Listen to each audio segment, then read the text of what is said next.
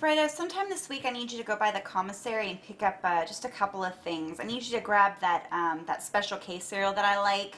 Not the one with the dried fruit in it, because I think that's strange. The dried fruit, even though they say it's real strawberries, I just have the slight suspicion that it's actually, not dried strawberries, like those things they put in kids, like fruit roll-ups. I bet it's that, actually.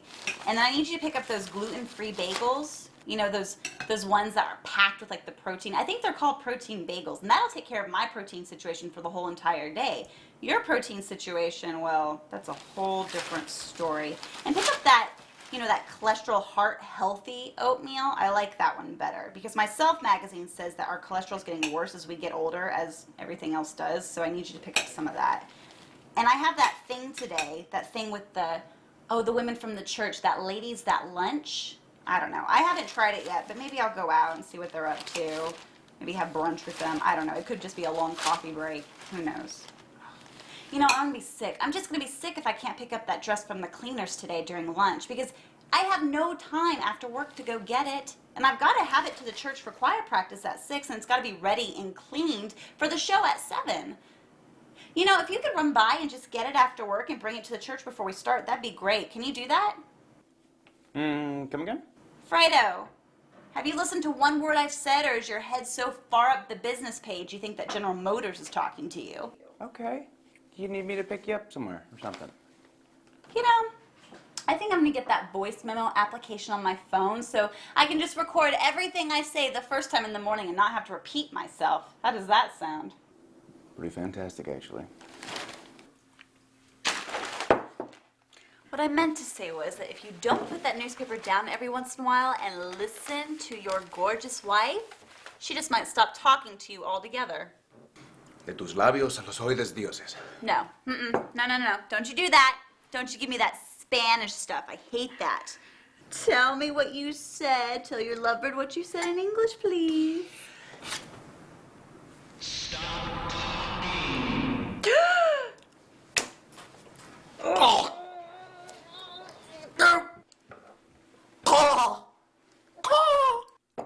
What I said, dear, is that I would die if you ever stopped talking to me.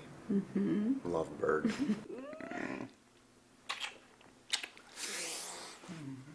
And yes, a voice memo would help too.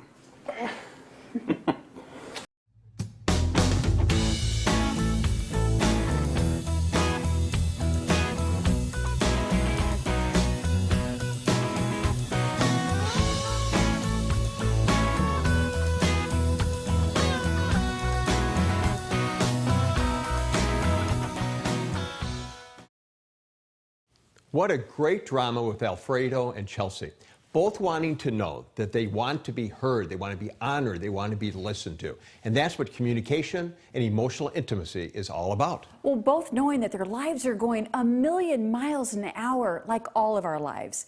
And yet, when we slow down and we focus and listen, we connect to one another. And that's what this session is all about. We're going to give you some strong communication tips and some strong takeaways. In fact, when we wrote the book, The 5 Love Needs of Men and Women, we learned that intimacy is the #2 love need of both men and women. It's just that we spell it differently. How do women spell it? T-A-L-K. And men spell it S-E-X. But I told you before, we're going to talk about that in session 8. But let's take a look at our first takeaway. A woman is honored by her husband when he listens to her, he connects with her, and then she begins to experience emotional intimacy. But men, a lot of times, we don't know how to do it. How do we let our wife into the interior of our hearts?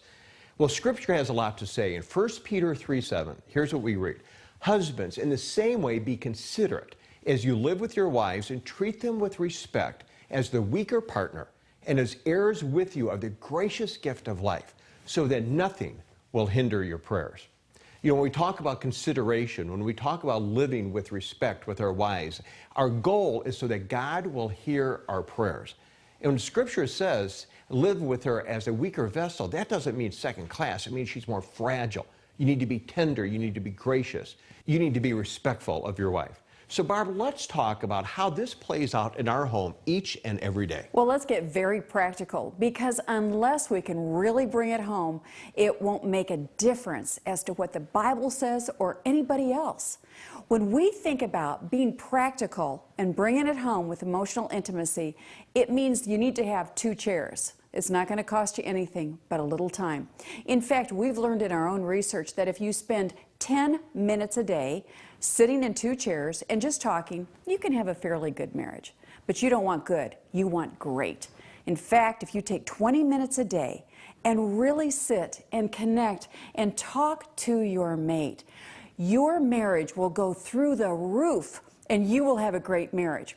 We used to tell our kids years ago when they were young, unless they were bleeding, broken, or bruised, this was our time, and it strengthened our marriage. In fact, for those of you that haven't had kids yet, let us remind you that as the marriage goes, so goes the family. We'd spend our discussions around the dinner table with our children, focusing on their needs.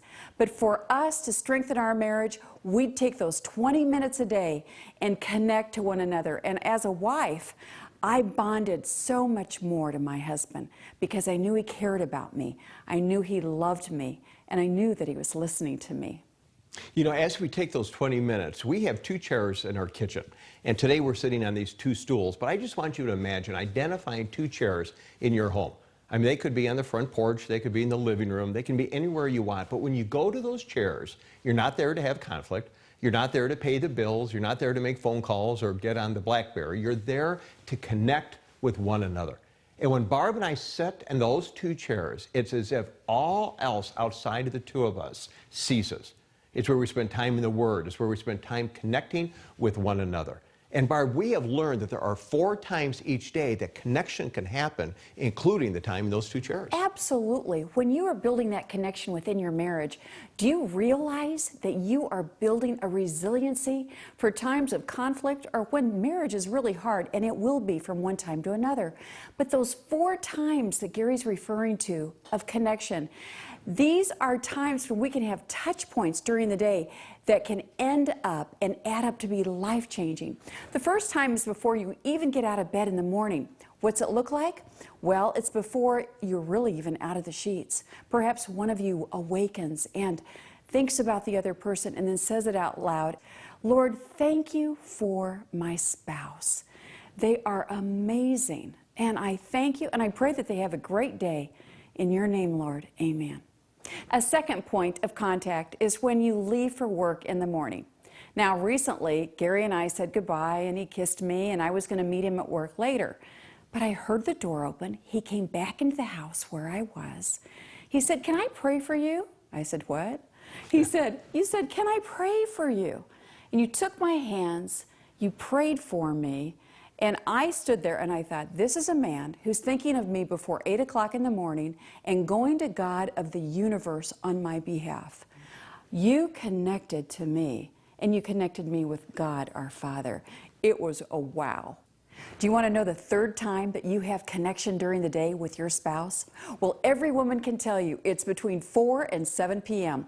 It's when we're coming home from work, or maybe you've worked in the home all day long.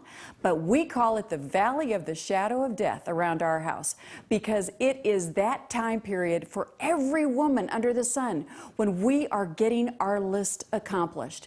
It's when you're finishing your list outside of the home. You're running errands so that by the time you get home, you can build that base to have a strong home, a great meal, and also a great marriage. When your man walks in that back door, maybe he gives you a kiss that means, oh, he's got something else on his mind. Unfortunately, if you've got a list of 12 things, he's just become number 13 on that list. Why? He's entered the take zone. And for every woman who's the hub of the home and is a great wife to her husband, he needs to realize that if you're going to connect, it's a time where you need to give. And when you give, it might mean you give that sense of, I'm here for you. Can I take something off that list and do it? And when my husband has taken the vacuum, plugged it in the wall, and done a little vacuum for me, oh, I'm telling you, it hits the mark. Be still my heart. That is a part of connection that Anything practical during the hours of the Valley of the Shadow of Death, 4 and 7 p.m. daily, is a wow for a woman. And Gary, I know that for a man too, or a woman coming home who's got a lot of business on their mind, you've done something for years that has changed our marriage. Well, you know, a very specific way of explaining this is what a gentleman told me years ago. He identified a telephone pole about halfway between his home and his business. So when he would leave his business at the end of the day, he would be thinking about and reflecting upon his business for the first 10 miles till he got to the telephone pole. Then he would flip kind of an imaginary switch and begin to anticipate engaging his wife and his family. So when he came in the back door, he wasn't preoccupied, he wasn't on automatic pilot, and he would be able to connect to them, because the first 90 seconds that a man and a woman connect at the end of the workday is the most significant part of the day, and it will set the pace for the rest of the evening. Then he explained to me that the next morning when he headed out, he'd spend the first 10 miles on his way to his telephone pole, praying and considering and just thinking about his family, get to the telephone pole, flip the switch, put on the armor, and get ready to engage the workday. So when you come home at the end of the day, guys, you know what? You need to be anticipatory of engaging. You need to turn off the BlackBerry. You need to kind of shut off the cell phone. And when you connect to your wife and then someday your kids, if you don't have kids yet, you know what? You will find that you'll be better prepared in order to engage them to set the pace for the rest of the evening. What a great way to have a great marriage. Yeah. Point number 4, that fourth time of connection, is right before you go to bed at night. What woman doesn't want to be kissed before she goes to bed? Kiss your wife. Go to bed at the same time. Pray out loud, and it doesn't matter who starts the prayer. On some nights, I start praying out loud. Other nights, Gary does. But when we hold hands and we discover that oneness together, then when I think about those 4 times of connection and you add them all up, by the end of the day, you're growing deeper, more intimate, and more emotionally connected in your marriage. You know, let's look at a third takeaway before we take a break. When a woman is loved by her husband, she experiences it on 3 different levels. And Barb's going to expand on those. But beforehand, let's look at a biblical foundation for this. Paul addresses this in Ephesians 5:33. He says, however, each one of you must also love his wife as he loves himself. And Barb, just unpack those 3 areas. Connection for a woman is going to be different than connection for a man, and we'll be covering the way that a man connects in our next segment. But before we go to a break, I want to talk about connection from a woman's perspective. There are 3 levels in which we connect, and Gary, it's different for me than it is for you. First of all, when you connect to my feelings, yes, connect to your wife's emotions, it's a wow with her. God has wired your wife with emotions to be expressed, emotions that sometimes need to be drained. And when your wife is having a hard day and you come in and decide you don't want to go there, you don't want to work on it, then she really feels isolated in marriage. And yet, when you step close and you choose to connect to those feelings, for instance, you might say, you're having a bad day. Oh, did your mom call you today? Was your sister hard on you? When she knows that you're connecting to that emotional journey, that means a great deal to her. That second area, that second level of connection, is that of connecting to her ideas. As she begins to explain to you what has happened, step back and speak back to her what you hear her saying. Honey, did I hear that your sister called and she was hard on you about perhaps the job you're taking, or you're not working long enough hours? Repeat back to her so that she knows that you are connecting and listening. That will also validate the ideas that she's expressing. And then third of all, it's connecting to the solution. And it's very key that you get this in the order of connecting to her feelings, then her ideas, and then solutions. Oftentimes, if solutions come too soon, a man can get himself into trouble. But when you listen and you ask a question, for instance, honey, what would you like for me to do? Do you want me to just listen? Sweetheart, do you want me to pray with you? Honey, would you like some ideas on what I think you should do? When you ask the question and she partners with you, then she will ask you into the oneness, the process of solving the problem. When she sees that you've connected on all 3 levels, again, that's when we know that we've had true connection in marriage. So let's take a break for a few moments, and your mentors are going to take your temperature on this area of emotional connection, and then we'll be back with you.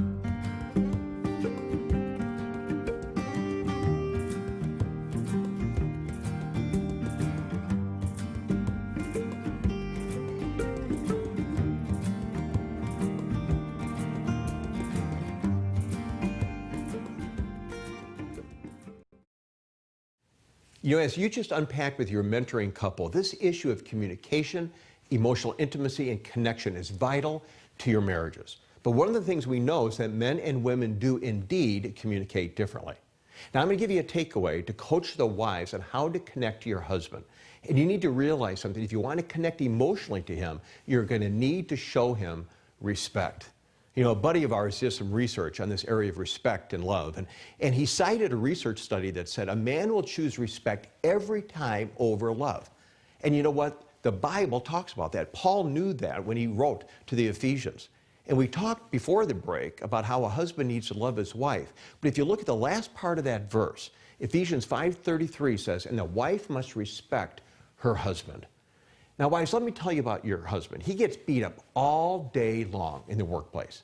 He is a tremendous man. He is a man of God. And he needs to be esteemed and encouraged and affirmed and blessed by you. But I'm going to guarantee you, when you sit down to communicate with him in those two chairs at the end of the day, and you want to connect, if you start by trying to engage his feelings and unpack what he's experiencing in his heart, you're never going to get anyway, because a lot of guys don't know where to go to begin to unpack that.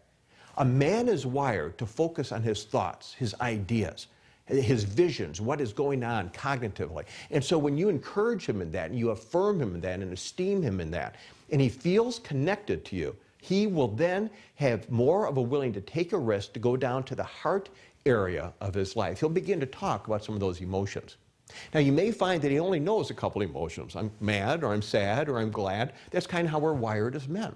Yet you as his wife, when you're completing him, when you are loving him unconditionally, I want to encourage you to kind of help him explore. You know what, honey, are you frustrated? Are you insecure about something? Are you anxious? Are you apprehensive? Because when you help your husband identify those needs, he will feel safe to move towards you. So you've connected to his thoughts, you've connected to his feelings, and then you're ready, wives, and we know that you love this because it's connecting to his needs.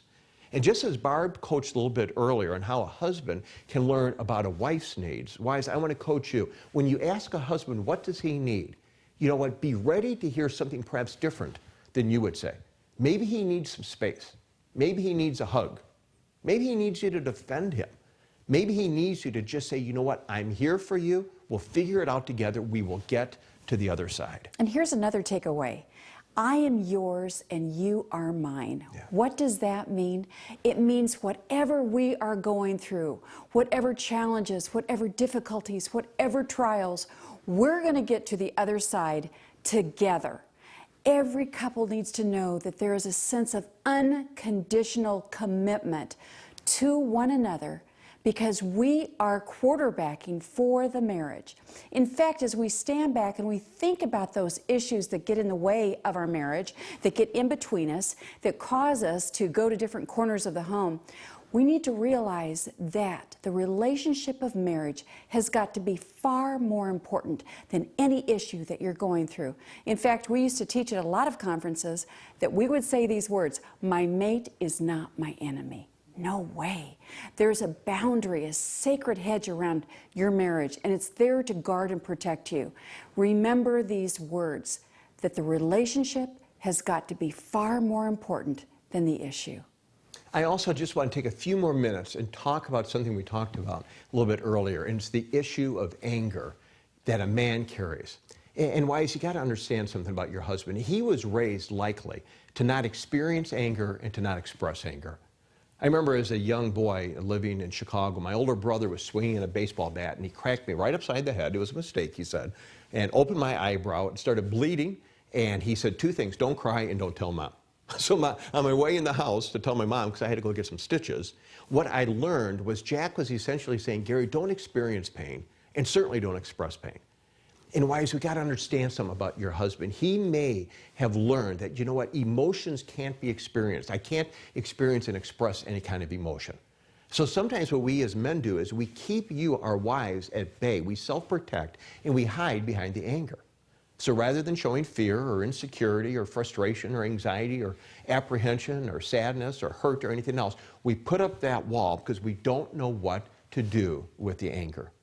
In fact, early in our marriage, Barb and I were having some conflict. And you remember this. Absolutely. And we were sitting on a sofa in our house, and there was a pillow there. And I started to talk to you, Barb, and I remember I was making a lot of sense. I think I had just finished my doctorate program, so I was kind of full of myself. And I was shooting arrows through your position on something, and I saw your countenance drop. And then I remember thinking to myself, Gary, you just did it again. You just wounded your wife. When am I going to stop and break this pattern? And so I picked up a pillow off the sofa, and I remember I handed it to you, and I said, Barb, just hold this in front of your heart. And when I talk about these issues, these arrows are going right into your heart, and I don't want to do that. So if you'll just hold it to the side, so when I talk about this issue, which I feel really a lot of passion about, when I talk about it, what I want to do is separate the person from the behavior. And so I looked at that issue, and I began to realize that in my strength, there are times when I wound you. In my strength, sometimes I'm a brute rather than connecting to you and loving you well. And when we learned how to separate those two, it's almost like we said, let's partner together to talk about this issue to get to the other side.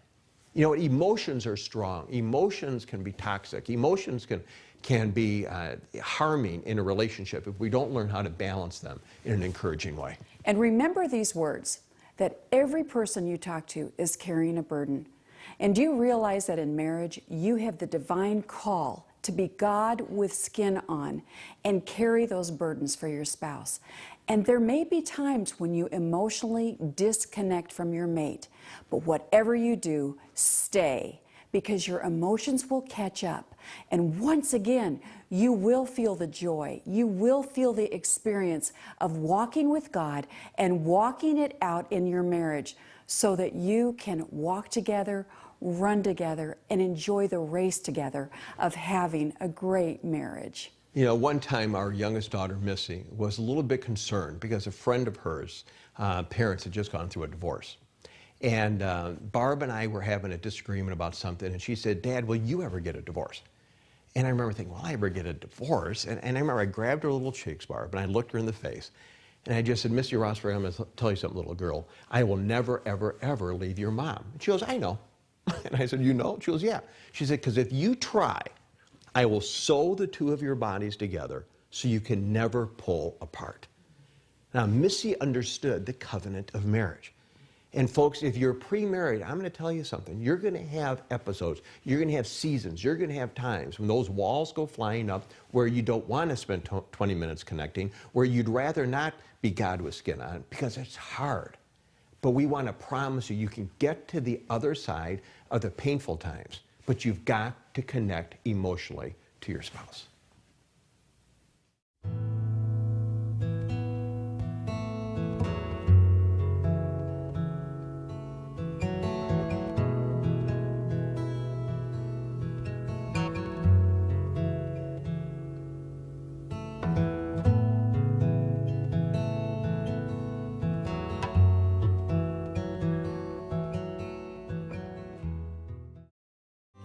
I'm alive again.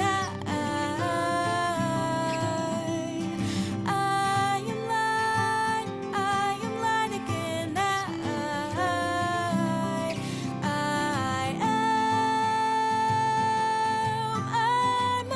alive again.